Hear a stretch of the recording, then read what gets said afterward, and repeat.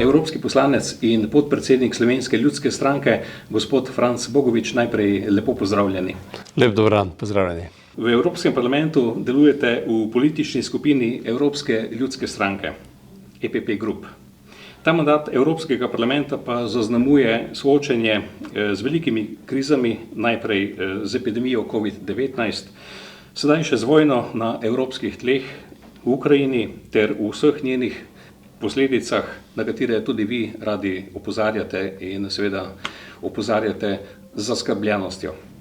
Če se najprej dotakneva posledic na vojaško-obrambno varnost, kaj bi rekli, na kaj mora biti Evropa in svet in seveda tudi Slovenija še posebej pozorna? Ja, tako kot ste dejali, Evropa in cel svet je v zadnjih letih v obdobju, ko pada iz krize v krizo, in ko smo že se veselili izhoda iz COVID krize, se je zgodilo to, kar so nekateri napovedovali na začetku, da je to zelo občutljivo obdobje in da so se v zgodovini tudi take zdravstvene pandemije velikokrat končale z vojnami. In pravzaprav smo 24. februarja padli v to vojno na evropskih tleh, vojno zelo velikih razsežnosti, tudi novih načinov vojskovanja. Prišlo do tega, kar agresor Rusija ni pričakoval. Prvič, da se je ukrajinski narod na čelu s predsednikom Zelenskim tako odločno uprl tej agresiji. In drugo, kar se je zgodilo, je to, da je ta zahodni demokratičen svet takoj pristopil na pomoč Ukrajini, tako na eni strani s sankcijami, na drugi strani pa tudi z vojaško pomočjo. In ko se na tem vojaškem področju vojna ni končala v 3 dneh, kot so mogoče nekateri mislili, tudi ta napad iz Belorusije na Kijev ni bil zaključen v 3 tednih, ko so mislili, da bo drugi plan, se je sedaj vojna prevesila v ta del vzhodnega dela Ukrajine, kjer biva tudi velika ta ruska populacija. In napovedi so, da bo ta vojna kar nekaj časa trajala. Izdatna pomoč je zdaj tako v vojaškem kot siceršnjem smislu strani Zahoda Ukrajincem narejena in verjamem, da bo tudi trajala še naprej. Spreminjajo se stvari, da sedaj trkata na vrata NATO, Finska in pa Švedska, 2 državi, ki sta bili tradicionalno nevtralni in sploh nista razmišljali o vstopu v NATO pred to agresijo. In napovedi so takšne, da zna ta vojna trajati kakšni 2 leti in vedno bolj kaže, da se je predsednik Putin kar malce uštel in da bo zelo težko zmagal to vojno. Napovedi gredo bolj v smer, da se bo Ukrajina ubranila. Kje bo do meje, kako najti primeren trenutek, da bo ugasnilo orožje in da bo resnično se sedlo za pogajalsko mizo, pa mislim, da danes še mnogim ni jasno in pravzaprav nihče ne zna tega napovedati. Brez dvoma ima vsaka vojna tudi zgodovinsko zaledje. Menite, da bi se ta vojna dala na nek način že prej preprečiti s pogajanji? Ali se je diplomacija tako evropska kot svetovna premalo vključila? Glejte, gre za spremembe, ki so se dogajale po letu 2000. Vemo, da je bil prvič evropski zemljevid spremenjen v začetku 90-ih, razpad Sovjetske zveze, potem ta na nek način demokratizacija Rusije, ki je že kazala na zbliževanje, sodelovanje med Evropo, Zahodom, Evropsko unijo, Rusijo. V nadaljevanju pa se je zgodilo to, da je dejansko s prihodom Putina na eni strani in na drugi strani z zelo ambicioznim vstopom zahodnih, tako Amerike, Evrope proti Črnemu morju, zgodila ta neko nelagodje in mnogi ocenjujejo, da je na nek način tudi Rusija, ko sta vstopili Bolgarija in pa Romunija v zvezo NATO, s tem se je NATO prišel na Črno morje, da je tam bil najbrž tista meja, ki je bila še za Ruse sprejemljiva. Potem, ko se je pa ukrajinski narod odločil, da ne bo ostal podobno kot Belorusija neka marioneta Putina, ampak so z tem uporom na Majdanu se odločili, da se njihova orientacija iz smeri Moskve obrne proti Bruslju, proti Evropi. Takrat so začeli pa resni problemi. Najprej napad na Ukrajin in na nek način tudi v tej regiji Donetsk se je pripravljala pravzaprav ta vojna. In izhodišče, ki ga je pa sedaj Putin postavil, da Ukrajina ni država, da Ukrajinci niso narod, pa ne pušča veliko manevra. In tu mislim, da gre resnično za neke tektonske premike v zgodovini. Upam, da se ta vojna čim prej konča, da tudi ta zaključek te vojne ne bo preveč dramatičen, kajti vemo, da so danes v vojaškem arzenalu zelo uničujoča orožja vključena in da najdemo ta dogovor. Zagotovo pa se je z 24. februarjem začel nek proces, ki bo zelo spremenil tudi to geostrateško situacijo. Pomenljivo je tudi to, da recimo sankcijam proti Rusiji je pristopil kvečjemu ta demokratičen del sveta. Na vzhodu Avstralija, Nova Zelandija, Južna Koreja, Japonska, Evropska unija, ZDA, Kanada. Da tu ni vključeno arabskega sveta, da ni vključene Kitajske, Indije in da v bistvu gre na nek način tudi za spopad oziroma odločitev o tem, ali bo ta demokratičen način, zahodni način urejanja družbe prevladal nad nekimi avtoritarnimi sistemi, ki so v zadnjih letih dobivali zelo na moči, na veljavi. Konec koncev je tu tudi v ozadju vedno večja gospodarska in pa kitajska in pa vojaška sila Kitajska, ki v tej geopolitični sliki marsikaj spreminja. Ruska agresija in barbarsko pobijanje ljudi dokazuje, da se nam pred očmi sesuva svet, ki smo mislili, da ga živimo, svet, kjer se spoštuje dostojanstvo človekovo življenje. Putin se je v Ukrajini uštel, kajti Ukrajine ni zavzel v 2 dneh, očitno jo ne bo zavzel niti v 2 mesecih in najbolj se lahko pripravljamo kar na 2-letno dolgo vojno, kot napovedujejo vojaški strokovnjaki. Putin ni zmagal, ker so bili Ukrajinci enotni, ker so se junaško hrabro uprli agresorju in na drugi strani, ker smo tudi mi v Evropi pokazali enotnost in pomagamo Ukrajini v njenem boju, tako z orožjem, kakor tudi s humanitarnimi stvarmi. Zavedati se moramo, da nas v teh sankcijah ne podpira celoten svet, ampak demokratičen svet. Da se temu ni pridružila niti Kitajska, niti Indija, niti arabske države, tudi Srbija se ni pridružila, tudi nekatere evropske države že kolebajo.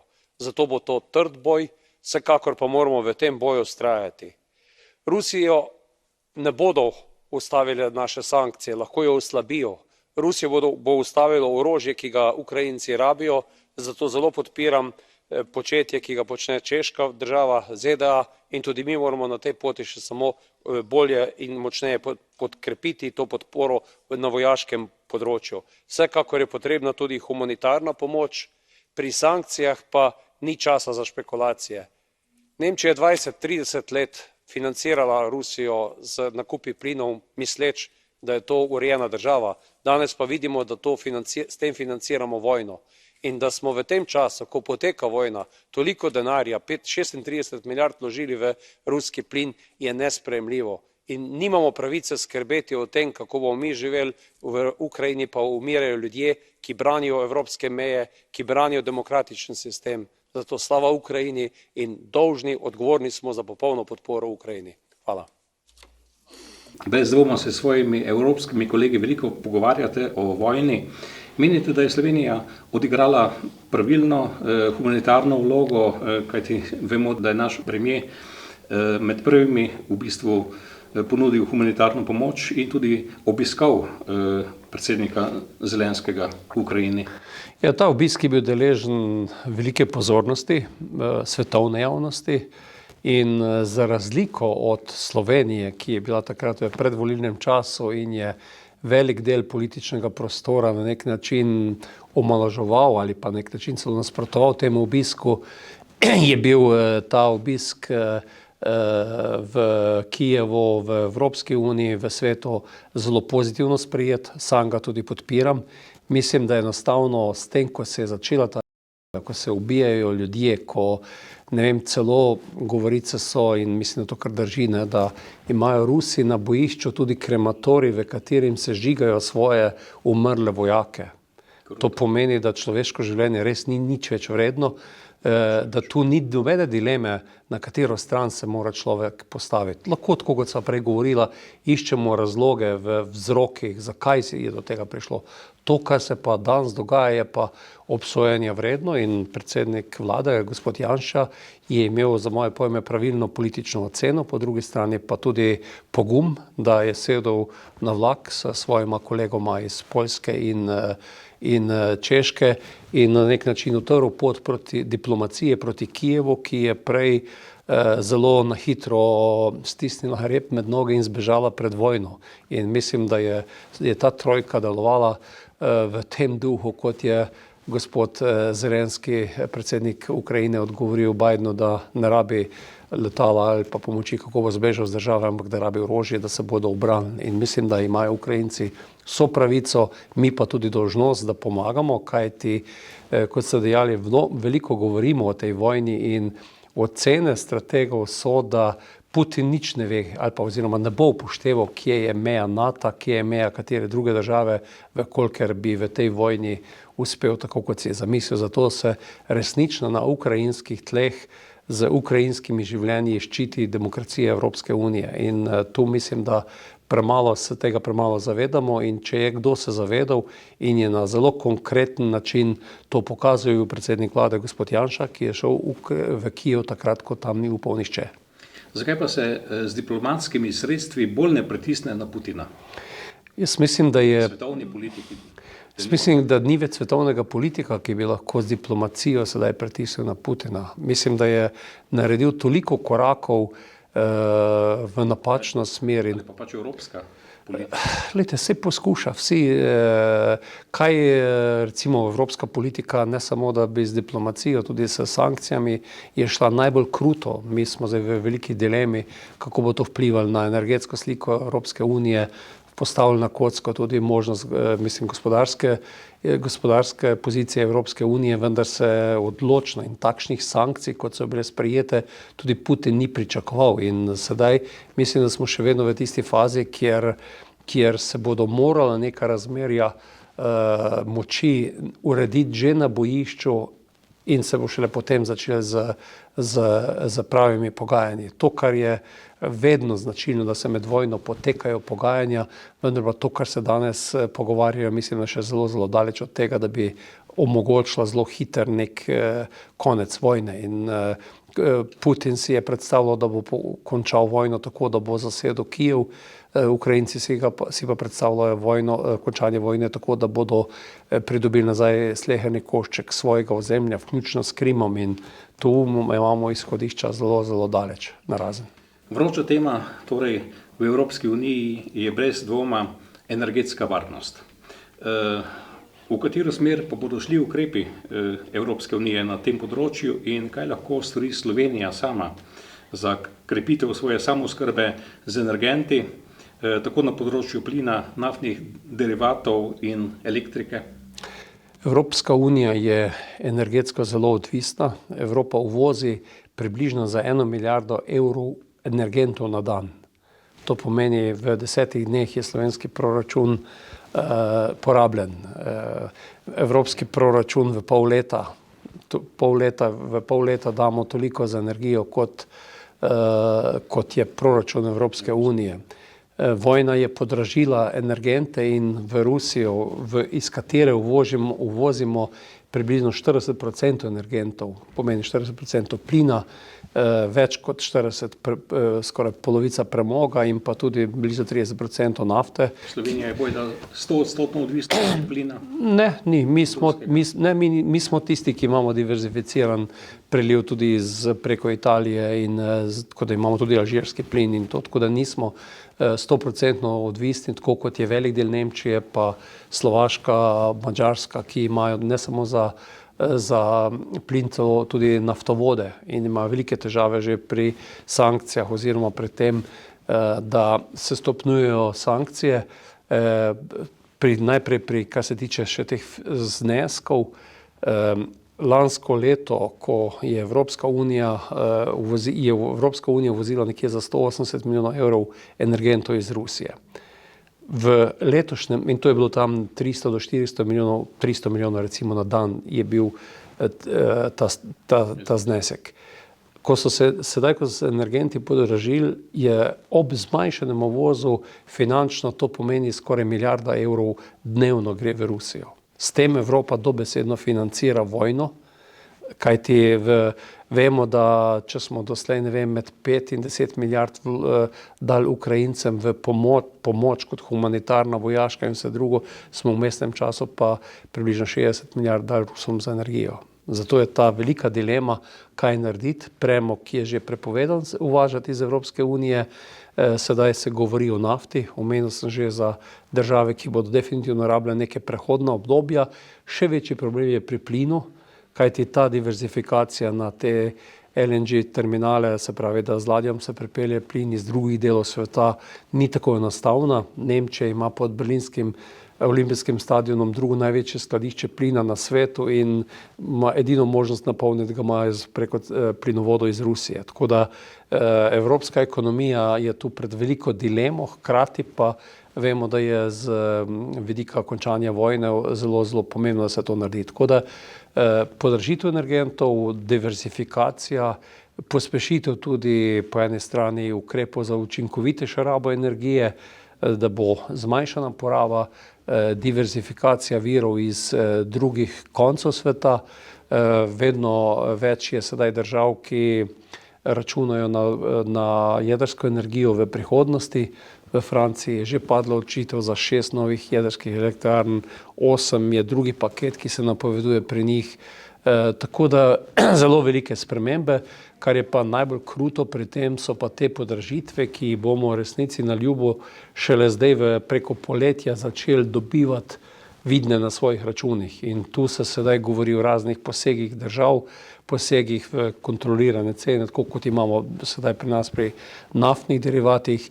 Pri ceni elektrike je pričakovati zelo hitro spremembo, da v tem modelu, ko se izračuna cene elektrike, cena plina več ne bo igrala tako pomembne vloge, kot je danes, in kajti vemo, da so tudi cene električne energije 4 do 5 krat večje, kot so bile pred krizo. In tako da gre za cel kup ukrepov, ki imajo po eni strani vojaški, geostrateški vpliv, po drugi strani vpliv na evropsko ekonomijo, gospodarstvo ječi pod pritiskom teh cen in vedno večji je problem tudi energetske revščine pri posameznikih. Tako da rabimo intervencije, rabimo smele odločitve in zagotovo bomo pa ceno te vojne plačali vsi.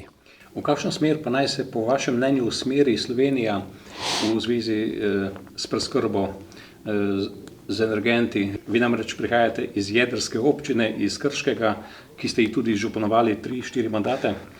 In veliko je govora o tem, da bi zgradili drugi blok. Glejte, kot sem že dejal, tu so zelo jasne prioritete. Najprej moramo paziti na porabo.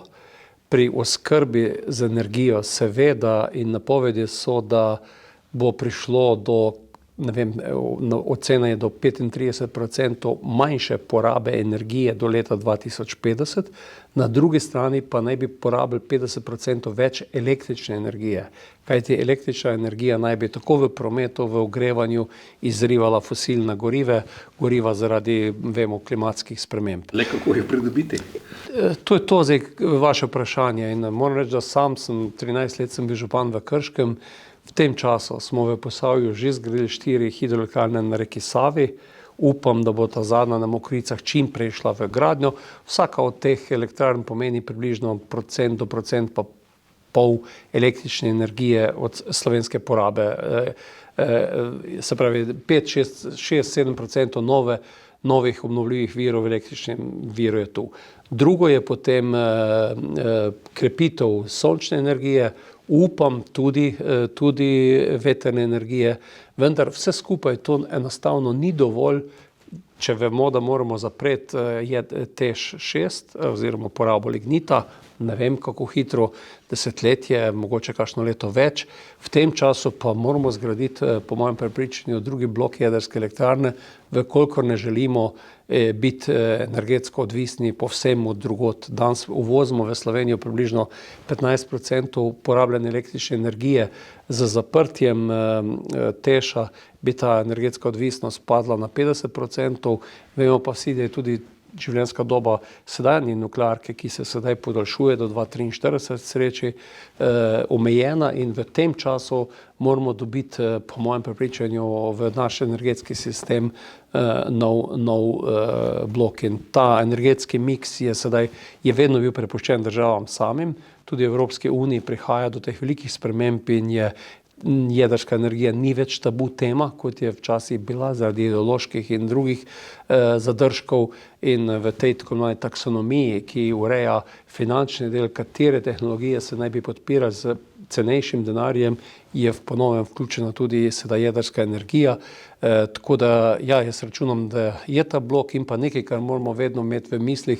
V energetiki ne smemo paditi v tisto dilemo ali ne vem, plin proti nuklearki, obnovljivi proti nuklearki, ampak v angleškem jeziku uporabljamo to, da se mora uporabljati ta princip and, se pravi in, ne or, ali. In to sam že zagovarjam, odkar sem postal župan v Krškem in sem se malce bolj približal temu sektorju, ki ga vedno smatram za zelo vitalnega, in tu tudi ni priložnosti in pa možnosti, da bi se opustili in mislili, da bo nekdo za nas poskrbel. To moramo sami poskrbeti in sam sem v preteklosti kar nekaj pomagal, kot sem že omenil, hidroelektrarne, odlagališče nizkosrednje radioaktivnih odpadkov ima možnost, ima lokacijo, ki smo v Krškem sprejeli, sedaj je zgrajeno skladišče tudi za iztrošeno jedrsko gorivo, tako da bomo dejansko pokazali in dokazali, da znamo upravljati in da tudi znamo poskrbeti za odpadki, kar je tudi en od pogojev pri tej tako imenovani taksonomiji. Če se želi priti do teh finančnih virov,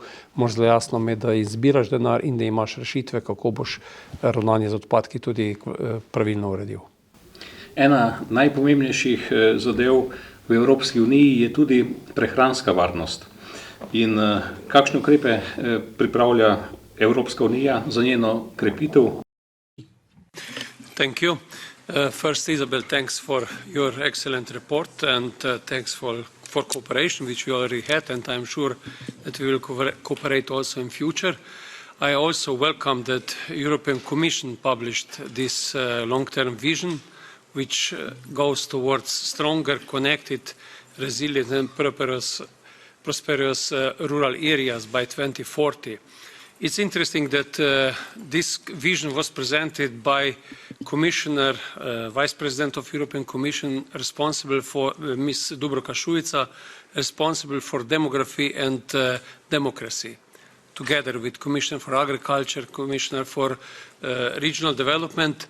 And so I think that we really speak about a big topic. And I'm sure that COVID crisis and Ukraine war showed us how important it is that we have resilient rural areas and how is this important for resilience of European Union. Since 2016, I work on smart villages concept, and Commission also worked. There was European Network for Rural Development, which worked a lot on this. There are 2,000 cases of smart villages, and I'm sure that this must be one of flagship project of this vision. So, as we heard, there are many challenges in rural areas. First and most of all, we speak how to ensure that rural areas will be populated in future. And for sure, I'm sure that we need two things. We need first of all, good and complete infrastructure from basic communal infrastructure, environmental infrastructure, and what was here also education infrastructure, cultural infrastructure, and what was here, and COVID showed us how important are strong broadband connectivities in rural areas. So I think this is the first pillar. And if we want to have that, we will have the same infrastructure as we have in cities, it's necessary that we support by public policies, otherwise this infrastructure will not be built. It must be built by from national level, municipality level, and for sure from European level.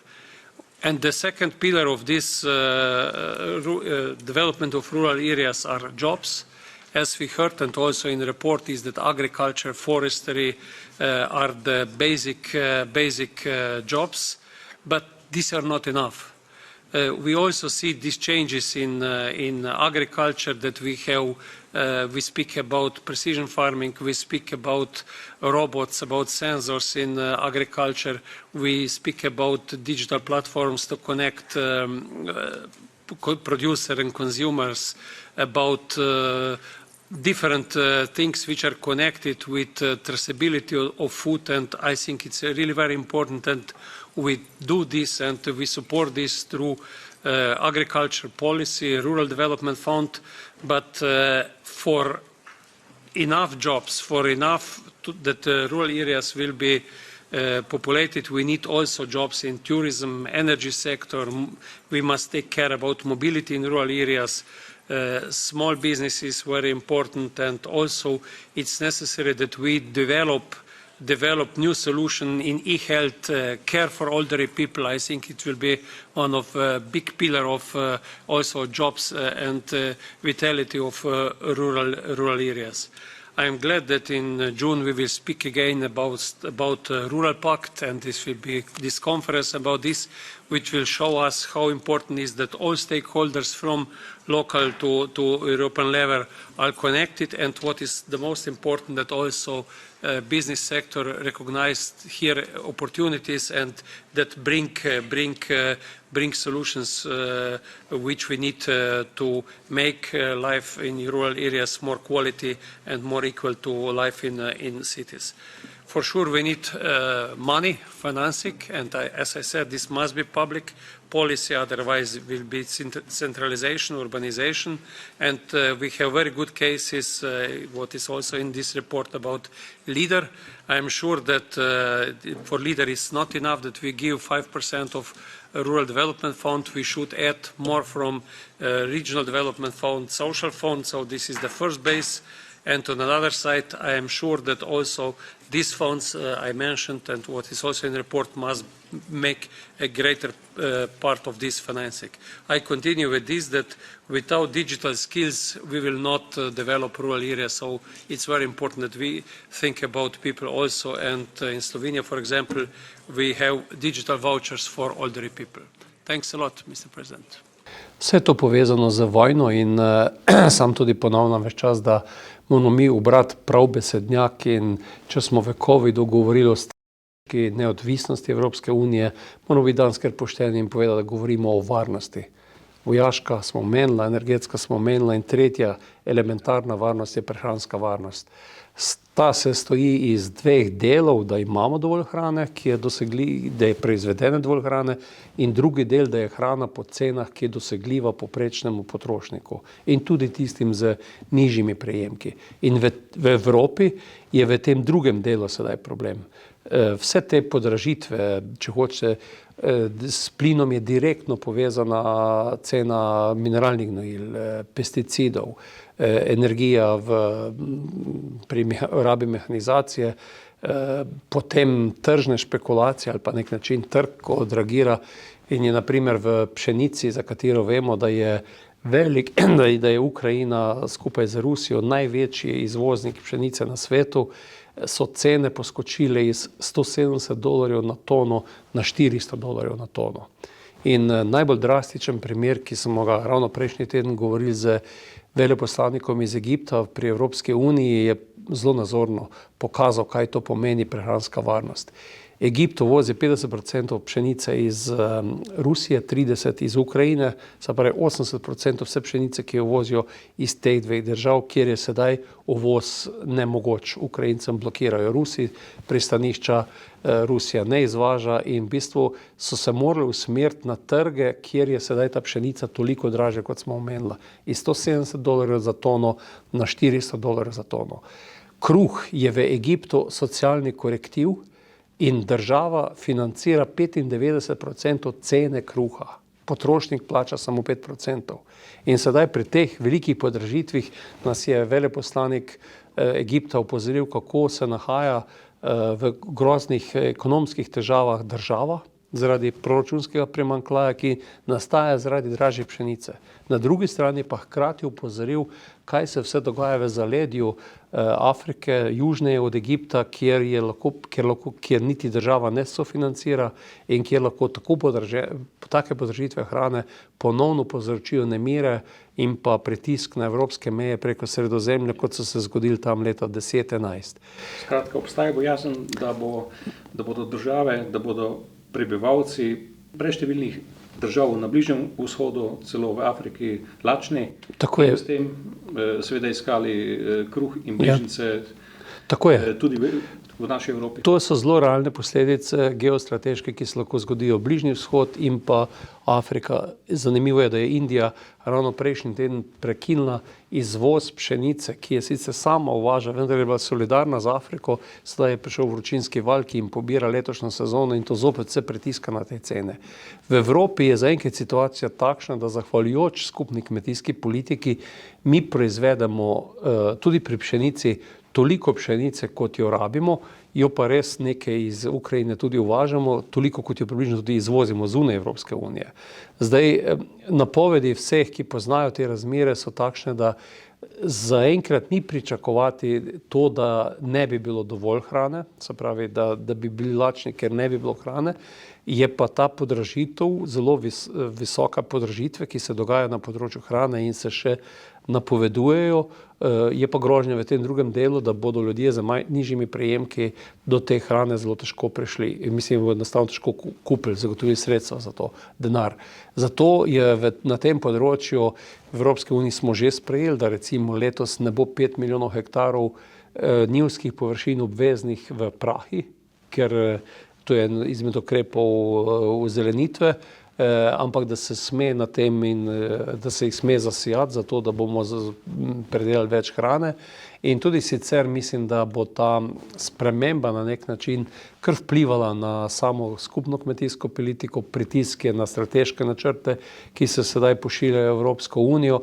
Hkrati se želi tudi ohraniti ta duh kmetijstva, ki ne bi bilo tudi v Evropi še vedno tisto, ki manj vpliva na okolje, na tla, na vodo, na zrak, vendar pa je pa tega realnega klica po predelavi dovolj hrane vedno več slišati tudi v inštitucijah Evropske unije in mislim, da je prav tako, da trezno in realno ocenimo situacijo in da ne živimo v nekem zlaganem svetu, kjer mislimo, da živimo v svetu, kjer vsi okoli nas mislijo o naravi, o okolju, o zraku, če vidimo, da je človeško življenje samo toliko vredno, da ga nekdo celo z lastnimi krematoriji na bojiščih sežiga. Tako da prihajamo v eno resno obdobje, v katerem bo potrebno se tudi zavedati, da bomo to ceno plačevali in sam časih, ko opazujem okrog sebe, mislih mi pride to, da enostavno bo treba ugotoviti mogoče celo, da smo kakšne više komoditete v tem trenutku dosegli in bo potrebno biti malce manj zahteven, bolj zadovoljen najprej, da živimo v miru, da smo zdravi. Dve klišejski besedi, ki smo si včasih zaželeli po covidu in po vojni po Ukrajini, pa mislim, da smo dobili zelo jasen signal, da resnično nam ni to dano zavedno, ampak da se treba za to prizadevati in tudi v naših medsebojnih odnosih gojiti neko solidarnost med ljudmi. In to mislim, da bo ena ključnih stvari, ki bo zdaj odigrala tudi politično znotraj Evropske unije, solidarnost med državami, da nas ne bo ta vojna razdelila, kajti tudi to je del vojne, kako, Madžare navezati na Rusijo, pa razdeliti Evropsko unijo, da sem zelo plastičen, po drugi strani pa za solidarnost med državami in znotraj držav z ljudmi, ki bodo zašli v težave. Zagotovo je to in mislim, da bo tista družba, tista država, ki bo tu pozorna in bo videla te probleme, znala na nje odgovoriti, tista, ki bo bolj odporna tudi za jutrišnji dan. Kajti človek ima nekako občutek, da premalo poslušamo svarila, ki prihajajo od umnih ljudi ali organizacij, med njimi je tudi denimo Organizacija Združenih narodov za prehrano in kmetijstvo, FAO, ki svarijo pred lakoto. In o tem, ne vem, zakaj se ne zamisli cel svet. Ja, glejte, cela vrsta teh aktivnosti se odvija, dogaja. Recimo ena od težav, ki ste omenili FAO, je to, da ta Organizacija Združenih narodov je zadolžena za humanitarno pomoč tudi v hrani. In recimo njim se je isto zgodilo. Vsa pšenica, ki je bila kupljena za FAO iz Ukrajine. Zato, ker je tam konkurenčno kvalitetna zemlja, pristanišča, kjer je logistika poceni, cenovno ugodna. Tudi sedaj FAO prosi za dodatna sredstva za humanitarno pomoč, ker podobno kot sva prej govorila za Egipt, tudi oni plačujejo pšenico bistveno dražje.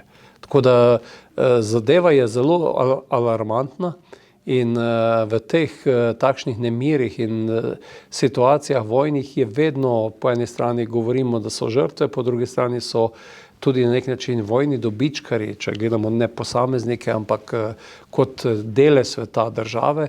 In Evropa je v tej točki ob Ukrajini, ki je največja žrtev, Rusija, ki bo zagotovo drugo največja žrtev te vojne, že danes je, pa še v prihodnosti bo, je Evropa tisti kontinent, ki bo zopet plačal zelo visoko ceno te vojne. Ne vem, kakšni Američani bodo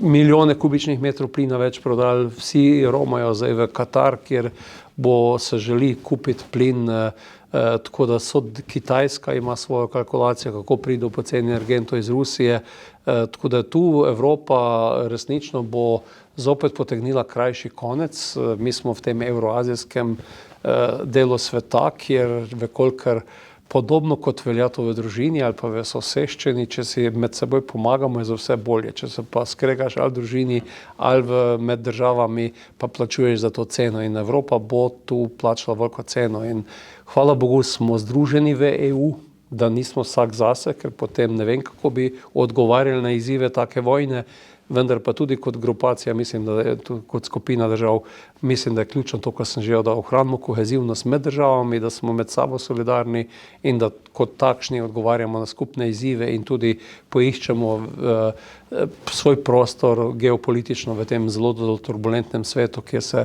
karte mešajo na novo, kot rečemo. Ko so že pri pomenu prehranske varnosti, kako lahko Slovenija krepi svojo samooskrbo? Ja, mi zelo veliko govorimo o samooskrbi. Žal mislim, da premalo naredimo. Ne vem, sam sem v tem fohu. Vi ste tudi sam velik sadjar. Glejte, jaz sem s točke do pol enih škropil na sadov, ker spoštujem tudi čebele, da vedno škropim po noči, čeprav zunaj cvetenja zdaj že obdobje. Tudi doma se ukvarjamo in živinorejo, prašičerejo, tako da mi smo resnično ne samo samooskrbni, še za koga več poskrbimo in vem, kakšna je tudi cena tega dela. In jaz mislim, da v družbi zdaj postajamo družba, kjer se vsi kar naenkrat spoznajo na kmetijstvo, na hrano, deli se cela vrsta nekih demagoških floskul. Na terenu je pa taka situacija, da ljudje, ki se ukvarjamo s kmetijstvom, pa predvsem tisti, ki živijo od tega, vedno težje zaslužijo prihodek primerljiv z tistimi, ki delajo v nekih drugih panogah. Pri mladih je vedno težje se odločijo za kmetijstvo. In pa drugo, ko, ne vem, nekdo, ki je živinorejec, s cisterno pelje organsko gnojilo. To je krožno gospodarstvo, če kdo hoče omeniti. To so krogi, ki se v naravi vrtijo že stoletja. Zdaj, ko pa to organsko gnojilo pride na sosedov travnik, je pa kar naenkrat pol vasi po konci in se ima zelo veliko za povedati. Jaz mislim, da... Če smem še krati spomniti na to, da tudi umetnih gnojil zelo primanjkuje. Tako je, ker so tako draga in ni ekonomije in je to in mislim, da bomo se morali zelo zamisliti o tem, ne vem, tudi za moje pojme zelo pomenljivo na današnji dan, ko mi ta pogovor upravljamo, od vseh teh silnih govorjenj o prehranski varnosti, pomenu hrane, se za kmetijsko ministrico bi naj bila, še nič ne ve, kdo bo. Zadnja v izbiri, nekje na nekem stranskem tiru in tudi nihče več, ki dosti ne govori o tem. Tako da moram reči, da sem se že kar malce naveličil zelo veliko tega sprevrženega jezika, v katerem zelo na eni strani veliko govoric, ne vem, ko pa je potrebno se odločiti, ali bomo dali, ne vem, mogoče 10% več, ker je to lokalna hrana, nastane problem, ko, ne vem, nekdo se ukvarja s kmetijstvom in kot pravimo v kmetijstvu, da tam, kjer ne smrdi, tudi ne diši, je to postane večji problem sobivanja v vasi, tako da mislim, da se imamo na tem področju zelo veliko za pogovoriti, narediti ukrepe, skupna kmetijska politika omogoča, zahteva pa tudi razumevanje odgovornih in razumevanje v družbi sami, da je to ključna strateška dejavnost, ki jo ne smemo prepustiti enostavno niti samo trgu, niti po drugi strani, zato so tudi te intervencije, s katerimi se to pomaga in bo potrebno na tem področju zelo veliko storiti v letih. No, Slovenija naj bi kmalu dobila novo vlado. Kaj torej pričakujete od novega kmetijskega ministra ali ministrice? Ja, to, kot sem že dejal, da bo omogočil, da bo kmetijstvo kot dejavnost, ki primarno priskrbi dovolj hrane, posredno tudi upravlja z našo krajino in je zato tako lepa Slovenija, kot je, ker je obdelana, ker so te travniki hribovski obdelani, ker je marsikaj. Tu bo potrebno, ne vem, tudi rešiti na zelo realen način takšne probleme, kot je širjenje populacije divjadi, ki dela celo vrsto težav na terenu, in da bomo znotraj proračunskih sredstev, pa tudi znotraj smele politike naredili te ukrepe, s katerimi bomo, kot sem že rekel, priskrbeli hrano, očuvali to našo naravo. Kmetje se zavedamo in zelo veliko se že naredili v smeri tudi okolju prijaznejšega kmetijstva. Kompas je nek način tu naravnan, nikakor pa ne smemo misliti, da je za samo poskrbo poskrbljeno zato, ker je v sosednji vasi ali pa v sosednji ulici Maximarket, nek center, kjer je dovolj hrane na polici. Ni tako enostavno, kot mogoče zgleda. Se lahko zelo hitro izpraznijo in če kdaj lahko danes to vidimo, kako resna je situacija. In zato je treba te stvari kar strateško na tem področju pravilno ukrepati, se odločati. Toda odkupne in prodajne cene so v bistvu v vseh vladah, v vseh sistemih med kladivom in nakovalom. Za kmeta nikoli ni prav. Zmeraj dobi premalo, kupci pa vemo, koliko moramo za nekaj odšteti v trgovini. In dejansko se cene zelo zvišujejo. Kaj storiti? Zdaj tu je imamo skupno kmetijsko politiko, ki je odločila se, da bo zato, ker trg običajno ne prizna dovolj visoko ceno oziroma bi bile polna lastna cena lahko tudi predraga za potrošnika, zato se tem delom, ne vem, pri nas v Sloveniji je to približno 1/3 prihodkov, ki pride na kmetije, zapolni tudi s to skupno kmetijsko politiko, ki hkrati usmerja s spodbudami, kam naj ta politika gre. Zato je v tem cenovnem primežu ta korektiv, ki je, če smo pošteni, od 60 let, ko je bila Evropa lačna, do zdaj dobro deloval in imamo v Evropi kvalitetno hrano, dovolj hrane.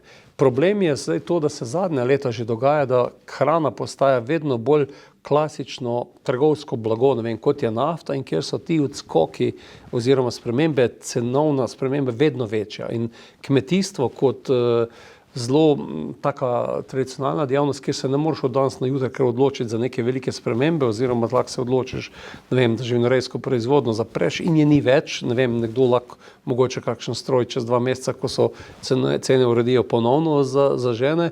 Je tu ta problem, da ta volatilnost cen, kot se reče, zelo vpliva na kmetije in marsikatero tudi poruši v katerem trenutku. In to, kar se zdaj dogaja, so pa vojne razmere, kjer so pa ti odskoki, kot smo prej govorili, iz $170 na 400. Posledično tudi, ne vem, koruza, soja, vhodne surovine v živinoreji, Mineralna gnojila, ki smo govorili, ki so 4-krat, 5-krat dražje dušična mineralna gnojila, kot so bilo lansko leto. Enostavno teh šokov kmetje ne morejo preživeti in trg tega ne bo uredil.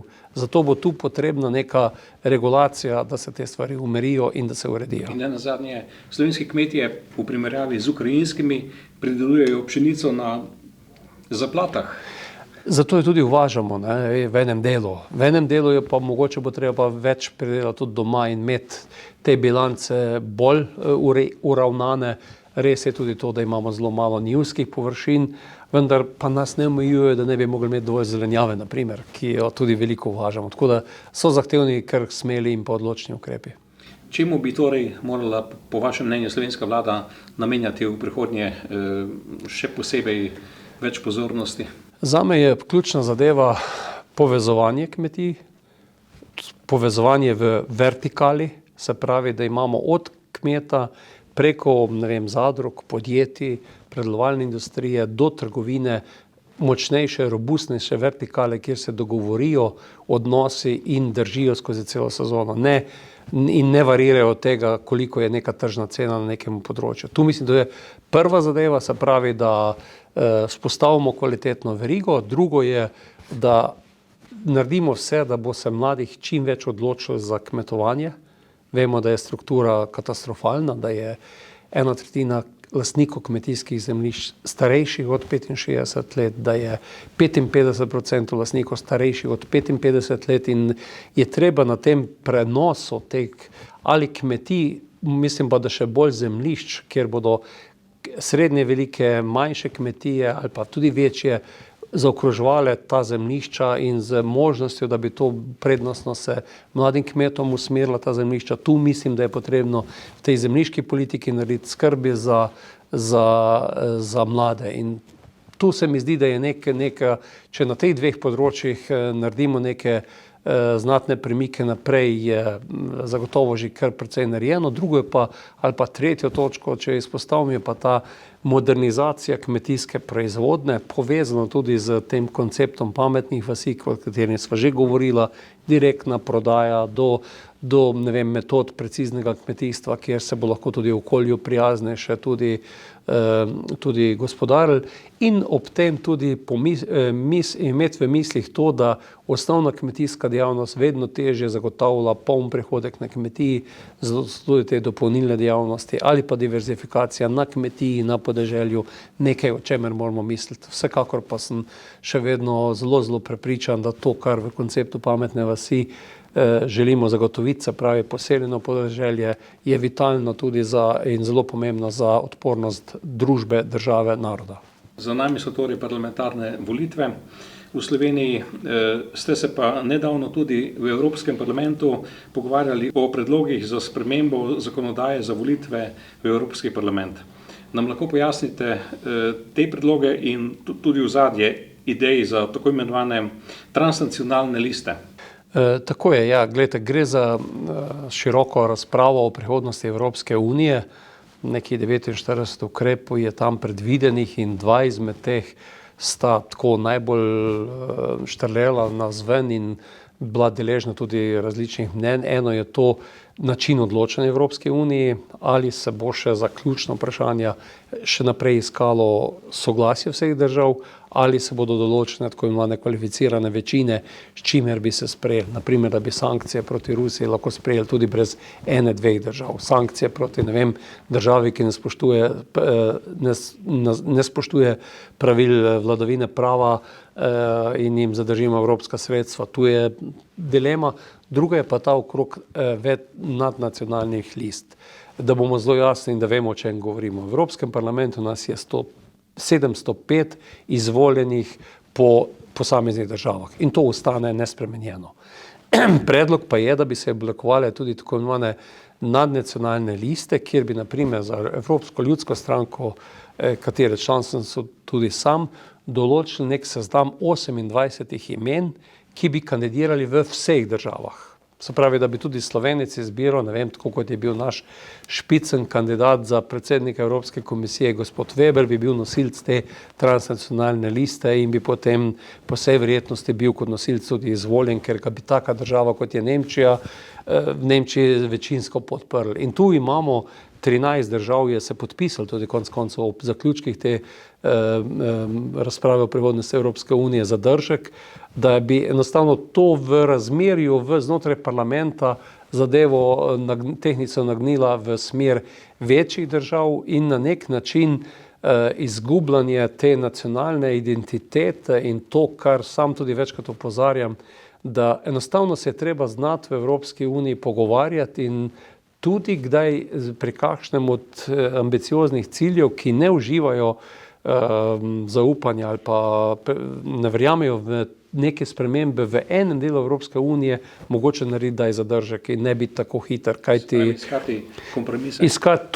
To je težava Evropske unije, zato se želijo tudi neke bližnjice včasih, oziroma bi v teh predlogih so stvari, predvsem pri glasovanju, ki bi bila neka bližnjica, sam pa zelo ves čas poudarjam pri tem, da vekolikor se med sabo ne bomo poznali, spoštovali, pa znali dogovoriti, je lahko tudi projekt Evropske unije ogrožen. In sam bi bil kar zadržan v tem, kako bi neke stvari nas z silo in večino velikih vsiljeval nekomu drugemu. Tako da to sta dva taka predloga, ki se mi zdi, da predvsem v teh manjših včasih, tem rečemo tudi perifernih državah ne uživajo podpore, zato ker potrebno si tudi za to vzeti čas in predhodno mislim, da rešiti one elementarne probleme, o katerih sva prej govorila in biti tam učinkoviti. In če bomo se kot Evropska unija znali odzvati na realne probleme, ne vem, ko smo pri covidu našli cepivo, pošiljali ljudi tudi v sosednjo državo, če je bilo potrebno. Če se bomo znali dogovoriti, da rabimo neko večjo vojaško in zunanje politično povezavo, to omogoča že sedanja pogodba. Ni treba posegati v spremembo pogodbe, kar je vedno mukotrpen postopek in tudi večkrat nas malce razdeli in mislim, da niso časi, ko bi si Evropska unija lahko privoščila kakšne velike delitve, ampak moramo vse delati na tem, da ostanemo povezani in da ohranjamo to Evropsko unijo. Res pa je, da nas te krize tudi utrdijo, recimo zdaj je zelo jasno, da je Ukrajina in da je ukrajinski narod bistveno močnejši za večjo identiteto, kot je bil pred vojno. Pri nas se je to zgodilo pri Brexitu, tudi ta zgodba zdaj te ukrajinske vojne, ki je tudi naša vojna, nas sili v to, da se povežemo in da znamo nastopiti kot Evropejci. No, v Slovenski ljudski stranki ste 12. maja z odkritjem spominske plošče državniku Ivanu Omanu praznovali njen rojstni dan, ko ste pred 34 leti v Unionski dvorani v Ljubljani ustanovili Slovensko kmečko zvezo, današnjo Slovensko ljudsko stranko. Kako se vi osebno spominjate tistega dneva in s katerim sporočilom slovenskim kmetom mora najprej prisluhniti prihodnji kmetijski minister? Zelo sem ponosen na to, da sem bil 12. maja 1988 v Unionski dvorani. Vedno večjo težo ima to, ker smo resnično orali to ledino slovenske demokracije in zelo sem vesel za vsak pogovor, ki sem ga opravil z Ivanom Omanom, tudi v njegovi znameniti sobi ob peči smo kar nekajkrat pokramljala in vsak tak obisk je name naredil poseben pečat. Tudi sam se veselim takih obiskov. Tako je. Se jih z veseljem. Ivan Oman je bil legenda in je legenda, zato mislim, da naj kar mnogi preberejo kakšno knjigo o kakšnih njegovih mislih in njegova sporočila so bila globoka, tudi hrabra, odločna, vendar pa zelo pronicljiva in vedno na mesto. Tako da to, kar smo takrat stopili v Unionsko dvorano z ciljem in napovedjo, da bomo se borili za kmetstvo za podeželje je preraslo potem v jasne zaključke, da želimo živeti v samostojni državi, parlamentarni demokraciji, kjer se bodo spoštovale človekove pravice, in ta njegova sposobnost sodelovanja z ljudmi ob zelo jasnih mislih, premišljenih stavkih, mislim, da bodo zelo velik poduk lahko tudi bodočemu kmetijskemu ministru, ministrici, kdorkoli bo pač izbran iz te garniture, ki sedaj prevzema Slovenijo, in tako kot se je on boril za slovensko podeželje, kmetstvo, naj se bori tudi bodoči minister. Se tudi vam zdi, da so slovenski volivci letos nekako premalo pozornosti namenili povezovanju Slovenije? Ja, v Ljudski stranki smo poskušali s tem projektom Povežimo Slovenijo, žal bili neuspešni. Mislim pa, da ta ideja bo še kar morala ostati v Sloveniji živa. Mogoče bo prišel kmalu čas, ko bo bolj dozorela, oziroma jo bomo znali na pravilen način predstaviti ljudem, kajti očitno je nismo znali.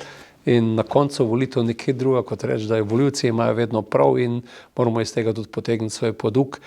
Ideja povezovanja, sodelovanja Slovenije pa mislim, da bo ključna tudi v prihodnje, kajti kot sva danes govorila, so izzivalni časi pred nami in take čase prebrodiš veliko lažje, če si na nek način kot človek, kot družina, kot narod bolj povezan in znaš med sabo sodelovati in dejansko potegniti iz ljudi vse te talente, ki jih imamo, in da smo najprej, da imamo priložnost jih udejaniti in da smo zainteresirani za to. Kajti mislim, da smo tudi v nekem trenutku, ko se kar veliko ljudi sprašuje oziroma se nek način umika, ko je potrebno tudi nekaj narediti za državo in bolj izstavljamo račune, kaj bo država za nas naredila, in pozabimo na Kennedyja, ki je zelo jasno povedal, vprašaj sebe, kaj si ti naredil za državo. In mislim, da bomo kar morali prihodnje narediti dovolj za to lepo Slovenijo, ki jo je vredno in nujno čuvati in negovati.